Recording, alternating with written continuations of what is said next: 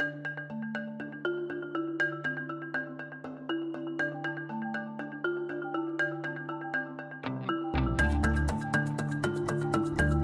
name is Maggie Grout, and I'm the founder and CEO of Thinking Huts, and we're an international nonprofit that leverages architectural scale 3D printing to construct schools more quickly. The overarching initiative has been in the works for the past 8 years because I started Thinking Huts when I was 15, but we opened the first one last year.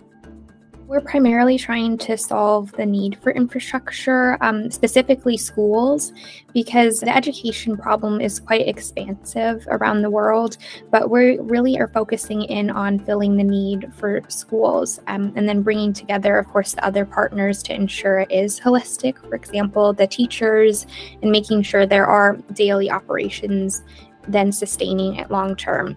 But we've found in areas like Madagascar, where I believe it's the 5th poorest country in the world, people just don't have the basic needs or access to infrastructure like we may experience here in the US. And often these children are walking multiple miles to the nearest school, and the existing ones are severely overcrowded, like over 100 children just packed into one classroom. So what we're trying to do is fill this need for schools in a fraction of the time. And they're also much stronger just employing the type of construction model we are using 3D printing to accomplish. We want to really focus in on primary and secondary age because most people drop out after primary school because there's just not enough space to accommodate additional enrollment.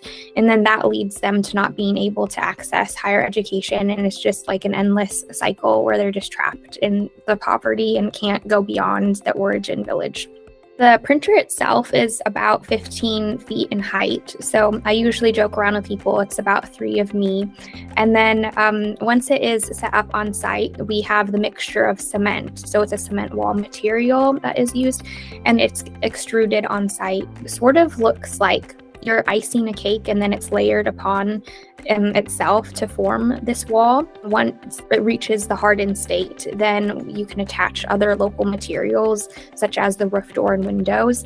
And I do like to tell people it is a hybrid design, and it's an intentional choice because with technology, the tendency is to have like a negative impression when you are working with developing countries. So we wanted to make sure it is thoughtful innovation and that we're not leaving traditional construction methods behind. So we still employ local artisans. For example, this upcoming honeycomb campus that we're working on, the wood doors are of rosewood, and then we're carving flowers because it's a huge cultural aspect to Madagascar. We use local wood for the roofs, of course, and then we try to source everything else locally wherever we can. Beyond that, we try to figure out other ways to create jobs. So something people don't really know is that we have 3D technician training programs. So in the US, 3D printing is usually assumed to take away jobs because it is automation. But the way we're using it is we're trying to give them additional skill sets that support that technology transfer. So we'll have 32 people for this upcoming project.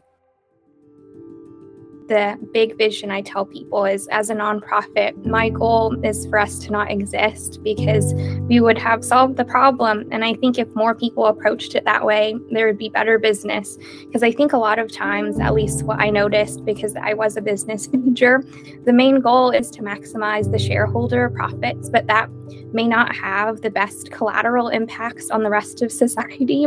And you're leaving behind so many people. Like the wealth gap is honestly what I try to tell people we're addressing through increasing access to education.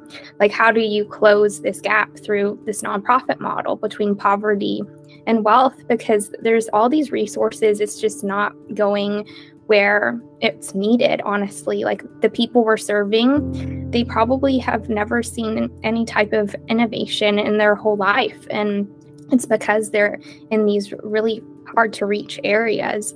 And I think I also tell people, because I am from like a poor rural village in China, and I was later like adopted and achieved opportunities through access to education. I just understand how transformational it is in someone's life. And then as for like the 10 to 20 year trajectory, I would hope we could scale to multiple countries, and most people do group all the countries into one for Africa, but I think there's over 50 and they're all unique. So it may not make sense for every country in Africa, but that's probably where we would begin scaling.